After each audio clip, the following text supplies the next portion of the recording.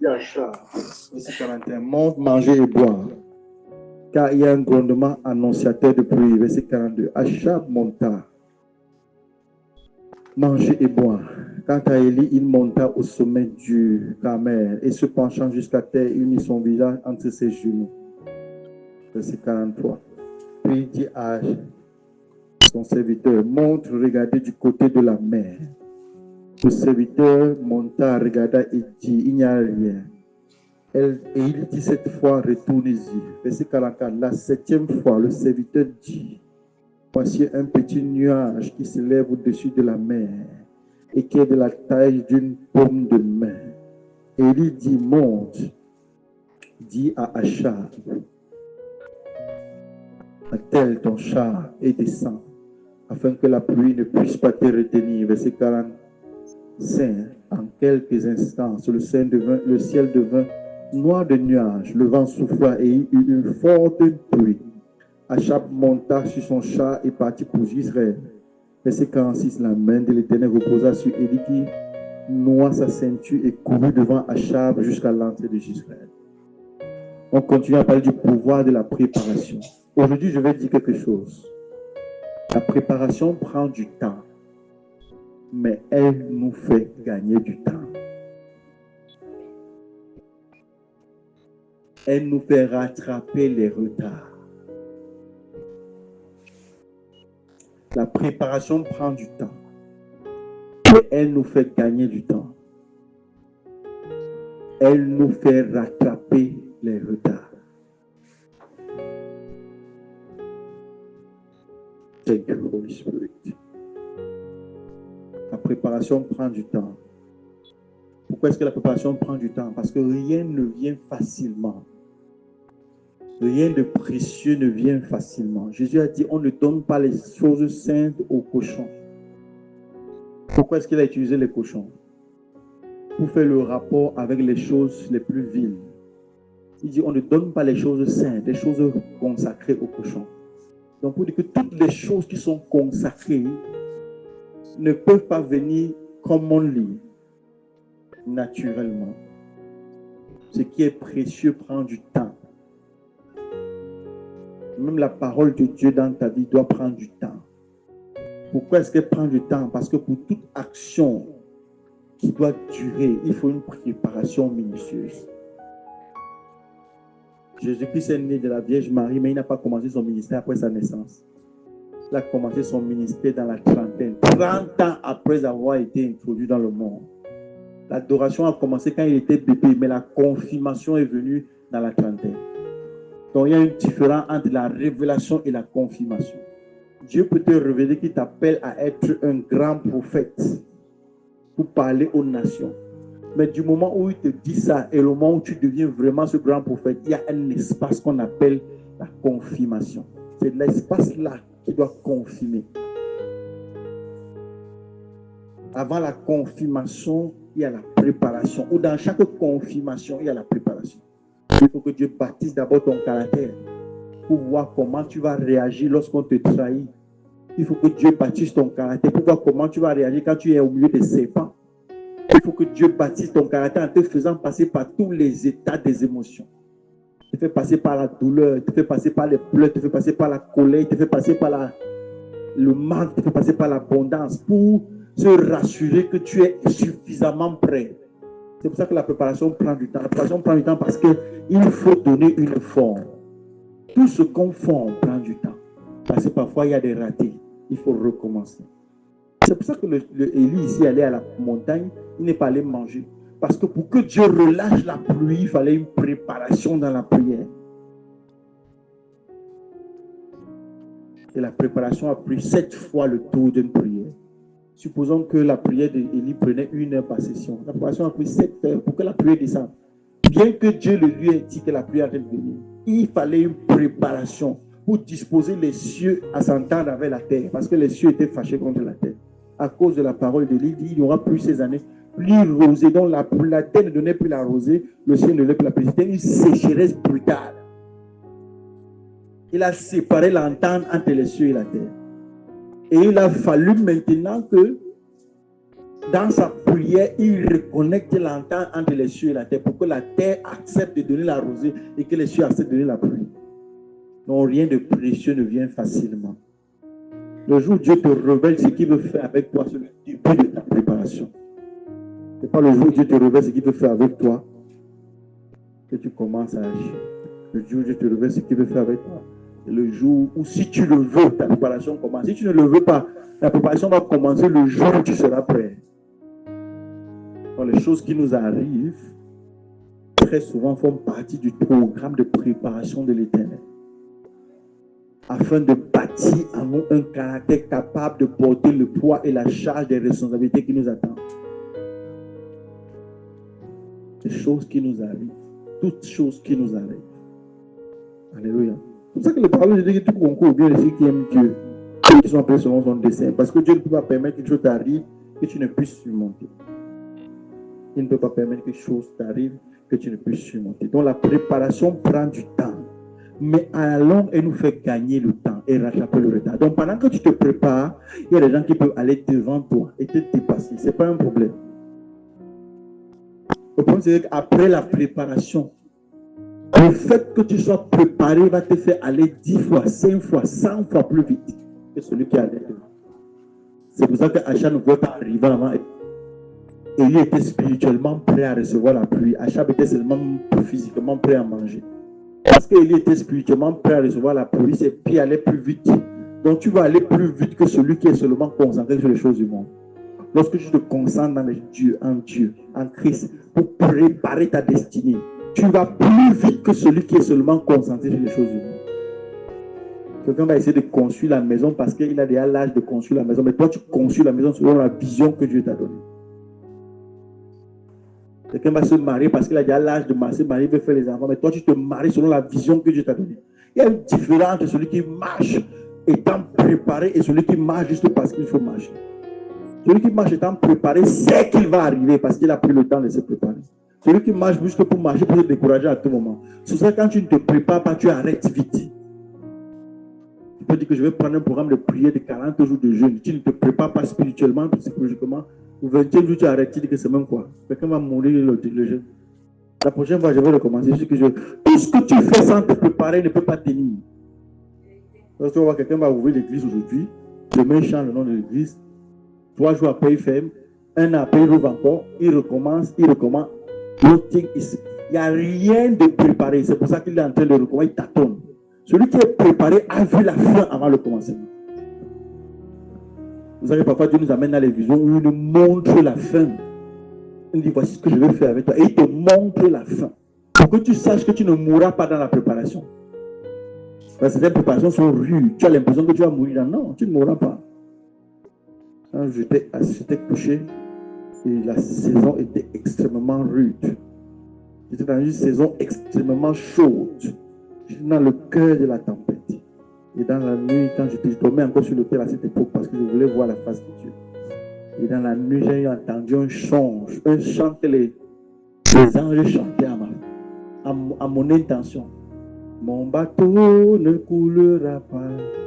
Mon bateau ne coulera pas.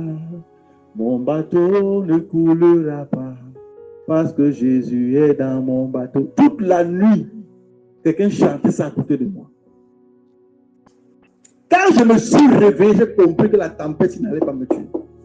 Si l'ange peut prendre le temps de venir chanter que ton bateau ne coulera pas, ça veut dire que quelle que soit la rudesse de ce que tu traverses, il y a une issue. C'est ça la différence entre celui qui s'est préparé et celui qui s'est juste levé pour partir.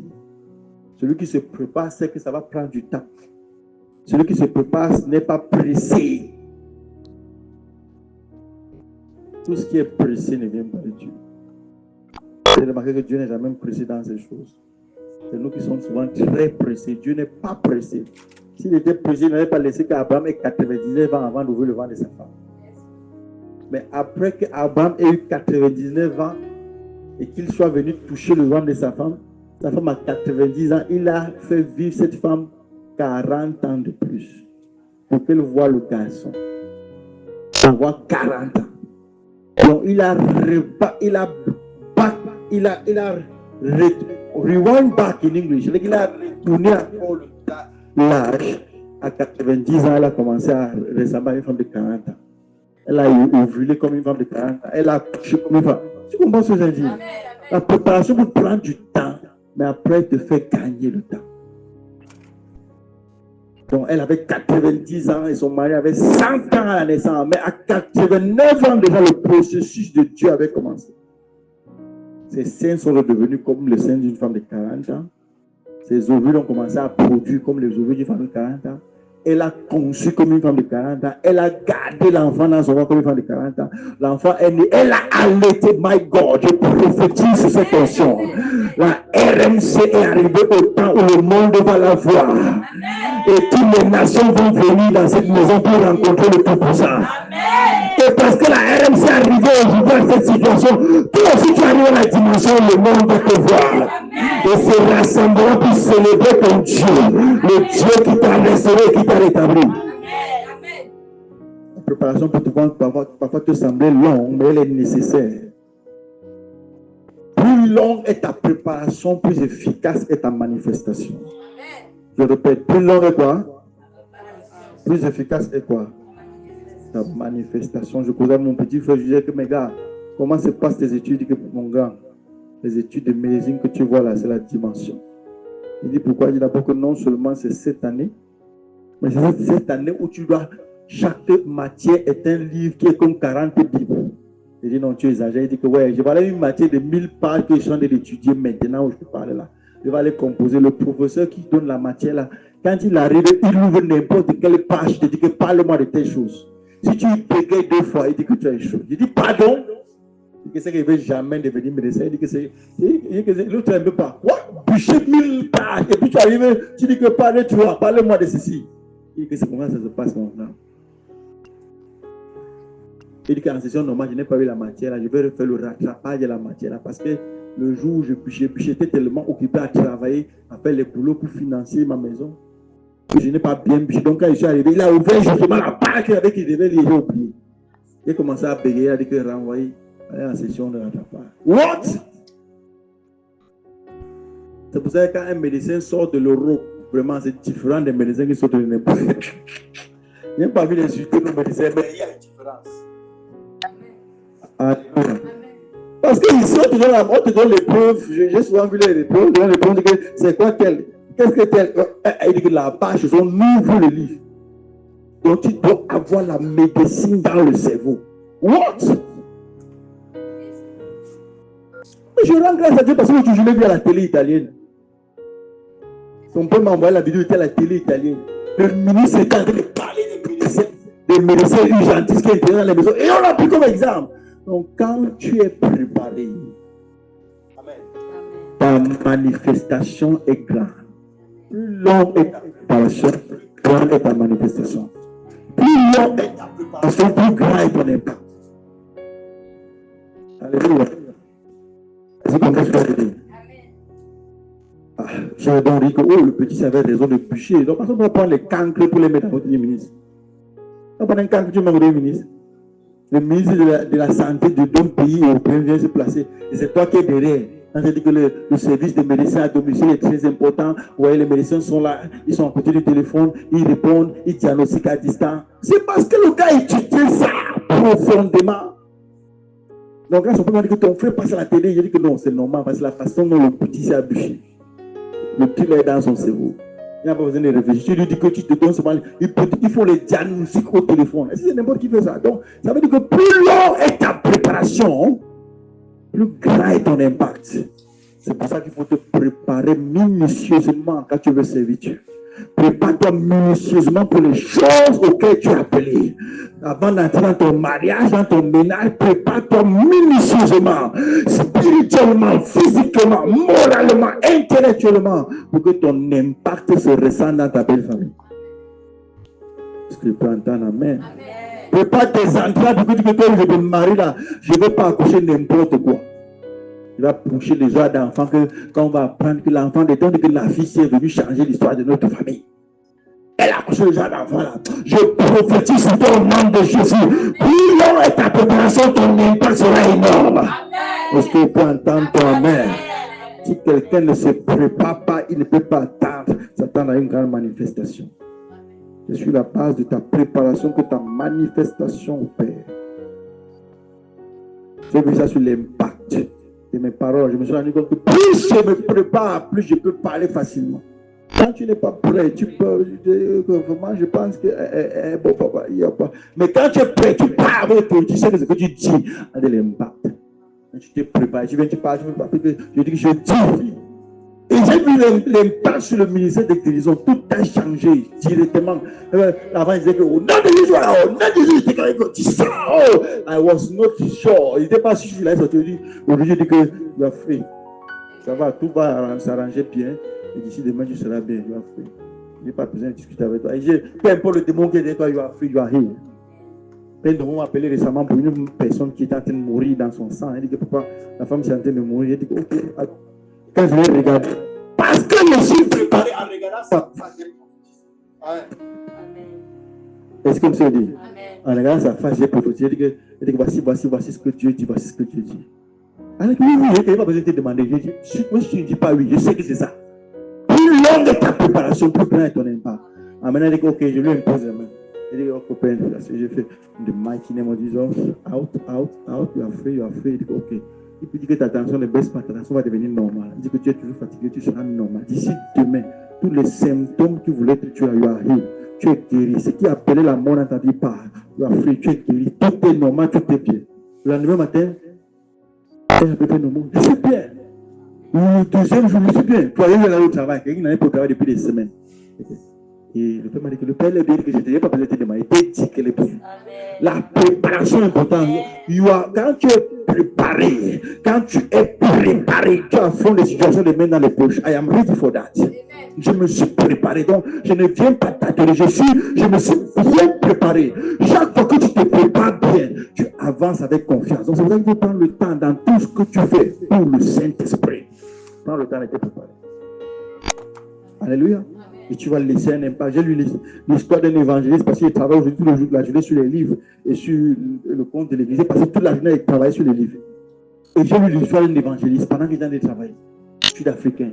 C'était un jeune pasteur dynamique, un blanc.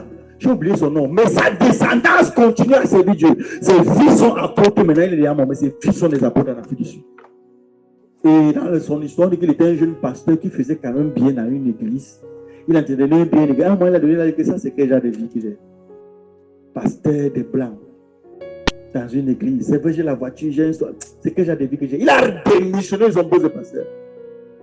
Il a pris ses économies. Il est allé dans une zone où il y a le désert. Il a loué une maison là-bas. Chaque jour, il sortait. Pendant 9 mois, il a jeûné dans le désert. Il sortait, il passait toute la journée. Il dit, oh Dieu, fais-moi voir ta face. Je suis fatigué de venir dire que Jésus est qui? Le sauveur de ma vie. Alléluia, amen. Jésus est qui? Le Seigneur des seigneurs. C'est que les passés par le temps à faire chanter comme les marionnettes, les peuples pas de puissance. What is it? Il n'a pas de puissance. Alléluia, alléluia, tchaka, tchaka, boum. Jésus est le meilleur. Et what? Il dit que je ne veux pas ce genre de choses, je veux voir ta gloire. Ce qui fait que tu lèves les mains, oh là, je veux voir ça. Ce qui fait que les oreilles des gens sont il a fait 9 mois non-stop. Et le Seigneur lui a dit que mon fils, retourne. Je t'ai donné l'onction que Jésus avait. Tu vas aller faire tout ce que tu veux respecter les mots. Il est retourné avec le visage violent. Il a commencé à prendre le pape, se placer, dit que Jésus-Christ est Seigneur. Il guérit les malades, apporte tout genre de malades. Vous allez voir, il chasse les démons, il restaure. Pendant qu'il parle, les démons tombent, il se lève. Il se guérit. Le mal est parti. Les gens ont commencé à venir. C'est quand le voyage se rassemblait, il dit que maintenant on ne peut pas s'en sortir. Alors ça. Ils sont allés louer ça pour lui. Les gens venaient chaque soir écouter Jésus-Christ parce qu'ils savaient qu'ils allaient être guéris. On m'a amené tout genre de fous et les gens penchés, les gens qui n'entendaient pas, ils étaient assis pendant qu'ils disent que Jésus est Seigneur, tu entends que à terre, il roule. Tu entends qui crie, waouh! L'autre crie là-bas, apportez les témoins, si tu as été guéri, tu vois les gens disent que je ne voyais pas depuis des années, mes oreilles étaient fermées. La préparation, 9 mois de sa vie, il a sémé. What? Quand tu te prépares, tu fais de l'impact. Va te préparer pour ton ministère, tu vas voir que tu seras différent. Oh, il ne faut pas faire les choses. Ça fait longtemps, il n'y a pas pu manger le couscous avec le capture. Oh, j'ai pas mangé. Non, la bouche, tu vas te manger. What? Tu manges. Quand je demande toujours, quand il va te dire, j'ai acheté le soya, j'ai mangé un certain genre de soya que j'aime manger là. La nuit, c'était que tu arrêtes de manger ça. Parce que tu n'es pas né pour manger. Arrête de manger. Oh, Seigneur, je ne mange plus ça. J'ai vu ça, je suis passé de bye bye. Tout ce que tu veux faire demande du sacrifice et de la préparation. Dieu doit être regardant ce que tu fais. Il a dit que stop that, stop. Il dit, what? Ce genre de rêve, ça veut dire que tu ne veux pas que je mange ça. Il dit, ok, j'arrête de manger ça. Je me concentre sur ce pourquoi je suis né sur la terre. Hein? Tu peux manger sur la terre, tu peux venir sur la terre pour manger les différents plats qui existent. Tu es venu sur la terre pour laisser une marque. Donc tu peux vivre sans manger le héros, tu ne meurs pas. Et tu laisses une marque. Tu veux manger le héros et sacrifier tout le héros de la terre et faire de l'impact sur la terre pour faire quoi? On va laisser un impact. On va écrire sur ta tombe qu'il a vécu en mangeant tous les chiables, il a mangé le héros Bamoun, il a mangé le héros ça sert à quoi? Mais si sur la terre, il a vécu. Louant le Seigneur, c'est lui qui est arrivé à Kinshasa. Il a loué que le président s'est mis à genoux. Le président a décidé qu'à partir d'aujourd'hui, tous les aïeux vont se repentir parce que, what? Ce genre de témoins, ça laisse le souvenir à ta descendance. Non, bisous. Hein? On dit que c'est elle qui a accouché le prophète là, qui restait les morts. C'est elle, la mère du prophète là, qui allait de ville en ville, sortant les gens des morts de ressusciter. C'est elle qui a accouché l'enfant là. What?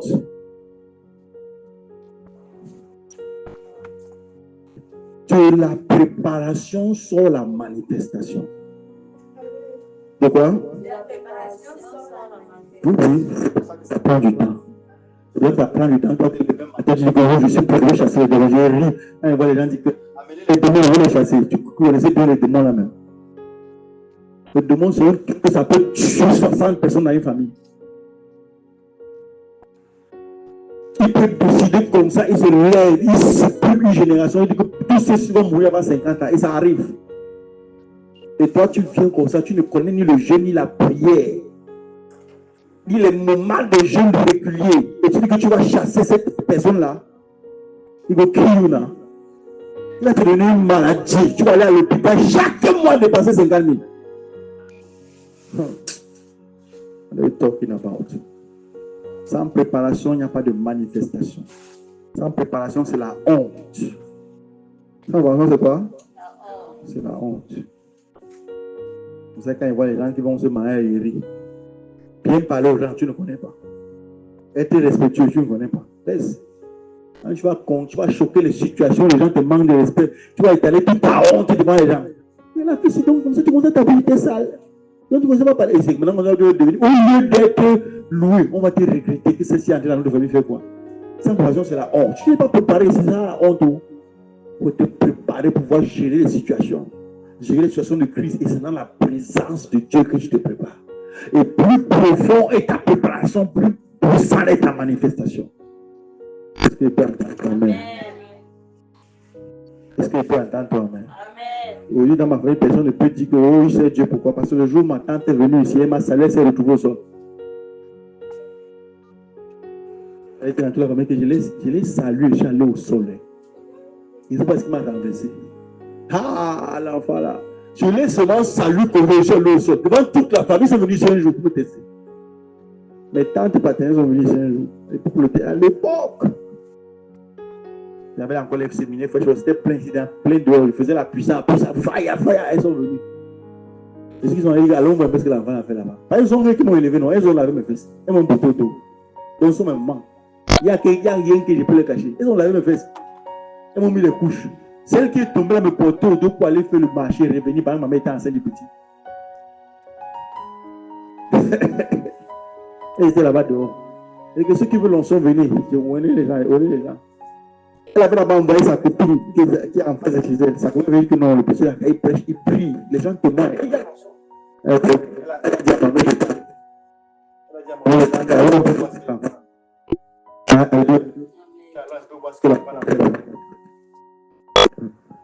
Alléluia. Et moi, je les attendais. Imagine, il n'était pas préparé. Imagine qu'il n'était pas préparé. Ah. Les gens sont venus pour l'onction, sont venus pour l'onction. Elle ne peut jamais parler en mal de mon Dieu. Elle connaît ce qu'elle a touché. Quand elle est venue s'aligner, c'est elle, le grand-père, c'est le successeur du grand-père de toute la constitution, c'est elle le chef de l'autorité. Okay. Dès qu'elle m'a donné sa main, c'était devant tout le monde de la famille. Elle allait au sol. À terre, soulée par la puissance de Dieu. Soulée par la puissance de Dieu. Au sol. On l'a levé. Elle m'a encore salué, elle est allée au sol. On l'a levé, elle m'a encore salué. Tout le monde de ma famille est venu tomber. Elles sont parties dire que l'enfant là m'a fait tomber. Il m'a seulement salué au sol. Et puis le jour là, quand elle m'a dit, comment on a le ministre? Continue ce que notre grand-père avait fait, parce que notre grand-père était mis ça les yeux et il prophétisait avec les détails. Il y a telle personne qui vient la terre pour donner à tel niveau, il n'avait jamais vu. En fait, c'est la prophétie qui lui a donné la femme. C'est là où on m'a dit que ton arrière-grand-père faisait les choses ici. Il est né, il n'avait pas les yeux. Et il faisait les choses ici. Va abattre, tu demandes. C'est là où il m'a raconté, parce qu'ils ont été convaincus que le petit, s'il y a quelque chose, il ne fait pas ça pour rien. Il m'a dit que ton arrière-grand-père était de Bacham. Est-ce que tu sais que nous sommes une descendante d'un aveugle? Un aveugle qui prophétisait. On ne l'a jamais initié. Hein. On ne l'a pas initié. Hein. Il n'est pas allé dans le truc de main. Il n'était pas mal ici. Il s'assoyait sur un endroit comme ça. Il décrivait les événements. Il donnait les couleurs des habits des gens. Il donnait les solutions. Il disait, tu as tes problèmes. Va faire comme ça. Va. Ok.